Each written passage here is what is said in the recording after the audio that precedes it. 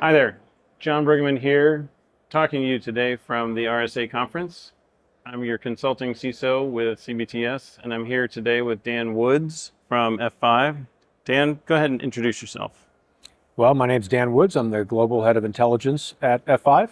What that means is I work with a bunch of data scientists and engineers who pore over the roughly 2 billion transactions per day that kind of flow through the F5 security infrastructure.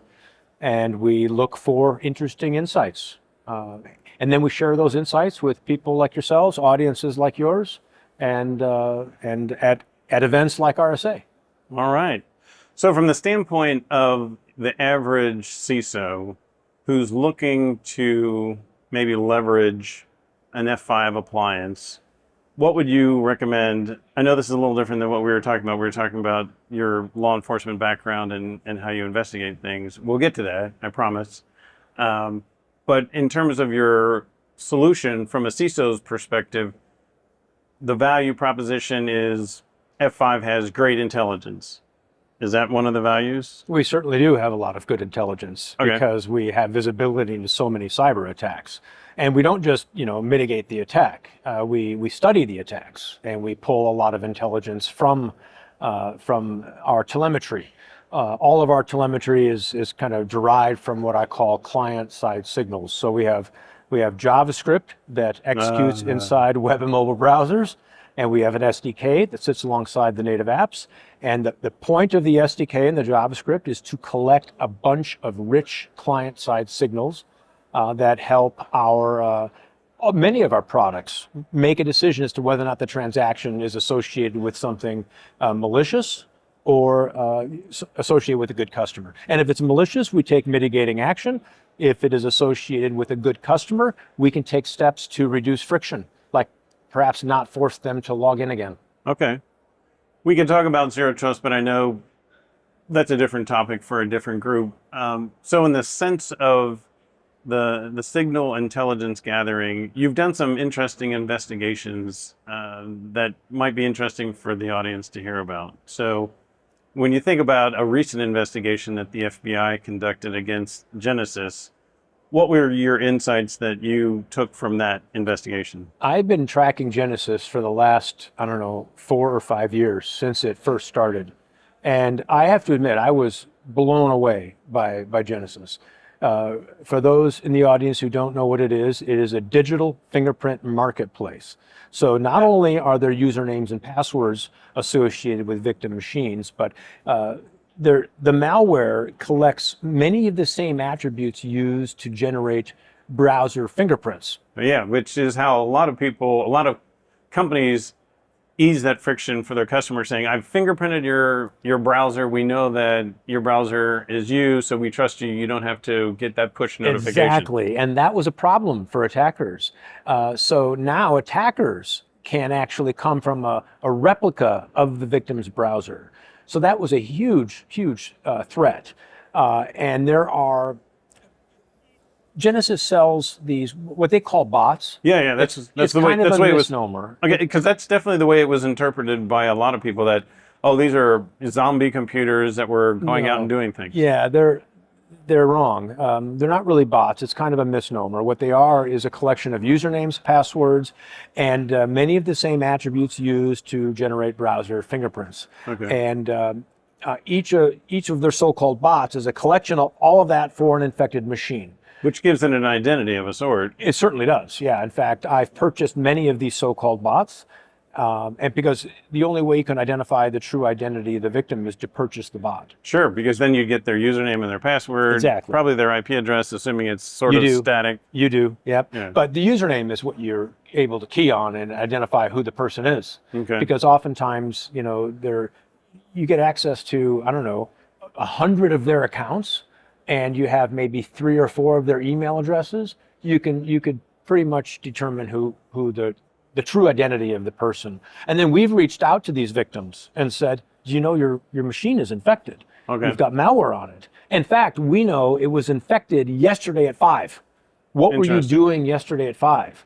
And what website did you go to? Well, one person said he had downloaded a YouTube video converter an EXE Yes. at that The time. old YouTube converters. Yeah, exactly. I do know that. Yes. Yes. Yeah. So it's been a huge problem, and every time I briefed a client on Genesis, they ask the same question: why is this allowed to be up? Yeah. Why does it keep operating? Because it wasn't only on the dark web; it was on the deep web. You could point your Chrome or Internet Explorer browser just to a URL for Genesis, and you'd be greeted with a login screen.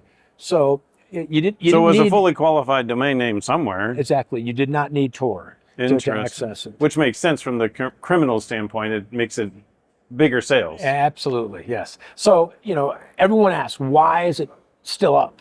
And I know why. Let's have a theory as to why. When you executed a search at Genesis, it would take 45 seconds to a minute and a half to come back. Okay. What does that tell you? I mean, it isn't It's split second Tor. like a Google. Yeah, It is going through cutout after cutout after cutout. You're not talking directly to the database. You're talking to a bent pipe that is talking to a bent pipe, and so on. So that is quite that's quite a riddle to be solved, right? So the fact that FBI took it down eventually is an amazing accomplishment. The fact that, as a former agent, I know the challenges that they face trying to... Do you mean legal challenges, or you just mean technical challenges, lack of resources? Legal, technical, lack of cooperation between organizations. In fact, here's one that I've never heard anybody talk about, but it is a real challenge. As an investigator, if I issued a subpoena or some legal demand for... Search warrant. Well, yes, but I'm talking specifically about you send a demand for information to, say, an internet service provider, a telco, a bank, any company, and you ask for information. Maybe you're asking for all the metadata associated with an IP address, something like that. If you send out 100 of these demands, you're going to get the answer 100 different ways. Some will send you an email with a link to a place where you log in and download a CSV file. Okay. Others will send you banker's boxes full of printed paper that you have to sort through. Others will send you PDFs. Everything almost as useless. It is, yes. In fact, and then oftentimes there are entire pages missing from the PDFs. Oh, wow. Or they're out of order. Yeah. Just with no page numbers. Exactly. So you've got these 100 different enterprises sending you information in 100 different formats. Interesting. Yeah, it's a huge challenge. No clearinghouse. None at all. I mean, in one sense, it works in our favor because then you don't have a great firewall like they have in China. I mean, China could easily do that kind of digging without any problem whatsoever. Yeah. So imagine the case agents at FBI who are sending out undoubtedly hundreds of these types of demands for information, all getting it differently, and then having to synthesize all of it and then issue another 100. And to try and get more information. It's an amazing accomplishment what they've done. And now, as I mentioned, as we were talking before we went live, they've taken down the deep web site, but the Tor site. The Tor site. Well, I don't know about now, but it was very recently. But I haven't checked it. That's going to be more difficult, I think, for them to take down. But hopefully they will. Yeah, because we could go into a whole segue on Tor and how that operates, but that'll be a conversation for another day. We were also talking about how in the environment there are impediments to success. And you said that it's not really people or technology or money in one sense that's limiting the ability for CISOs to necessarily be successful. Yeah, I think it's really a challenge that's leadership related. So it is people related. Okay. But at the top, not typically the rank and file. Okay. I can't tell you how many headquarters I have visited over the last 5 to 10 years. I've gone into so many headquarters buildings to meet with the security teams and the fraud teams. And as soon as you walk into one of these buildings, you're immediately hit with an impression. Sure. Sometimes, the colors are drab, there's no energy, nobody's smiling, there aren't a lot of people there, it hasn't been remodeled or painted in a decade. They're in the basement, almost literally or figuratively. Yes, and then at the other end of the spectrum, you walk in and there's energy, there's good lighting, there's bright colors, the logo big and the monitors brand is everywhere. And I'm telling you, when I see that difference, when I first walk into a headquarters building, that lack of energy or surplus of energy permeates the entire organization. Okay. It really does. I haven't even met the security team yet, but I've just walked. You can make an impression. Oh, I can walk into the headquarters lobby, and it's like emotionally draining. And then you go and you meet people, and you meet more people, and you realize, wow, this is not a recipe for success. They may not be a happy team at all. In one sense. And then there's the stovepipes. I see a lot of stovepipes. Quick Siloed example. information. Oh yeah, I went to one organization. We had taken care of all the bots, all the malicious bots, and we had identified what we believed was malicious humans, manual attackers. And I went internal to the organization? No, okay. External. And we wanted to bring it to the attention of the fraud team. So I went in and met with the security team and said, look, we found this manual fraud. We'd really like to get it in front of your fraud team. And I remember the person responded, F fraud. And, whoa. Yeah. And he spelled out the whole expletive. Yes. F fraud. And I was baffled. I'm like, oh, okay. I mean, I didn't know what to say. Aren't we on the same team? Aren't we trying to accomplish the same goal? I was speechless. So we weren't able to get it in front of the fraud team. But at the other end of the spectrum, same exact type of scenario. I went into the security team and I said to her, hey, we'd like to get in front of your fraud team. And she said, just a minute. And she picked up the phone and called the fraud team, and the fraud team walked in. Wow. That's the difference in the two bookends. And I see those sorts of challenges play out at virtually every organization I interact with. So regardless of the vertical, whether it's banking or retail or healthcare or whatever, it does sound like it's actually the leadership of the security team, or do you think it has a function? It's even higher. Oh, it's higher than the security. Absolutely, yeah. I mean, when everybody is proud to work at that enterprise, and I think that starts at the top. Sure.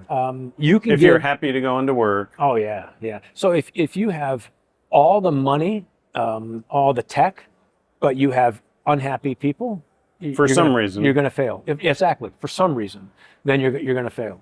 But it starts with having happy, motivated, energized people. Energized people. Exactly. Interesting.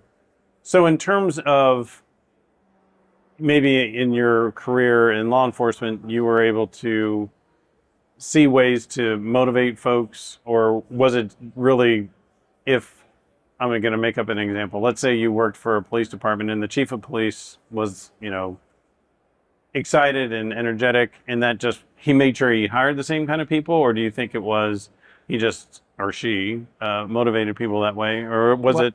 I think that, to me, the secret is hiring people who are actually better than you are. Yes. Honestly. Yeah. And I did. I mean, my team is filled with people who ask the question, God, he should be working for us. And when they say that, I go, good, I'm doing the right kind of hiring. Okay. And when I hire people and then somebody else, some other leader in the organization steals them, I'm not happy, but it's a compliment. It means that I'm hiring good people. Right.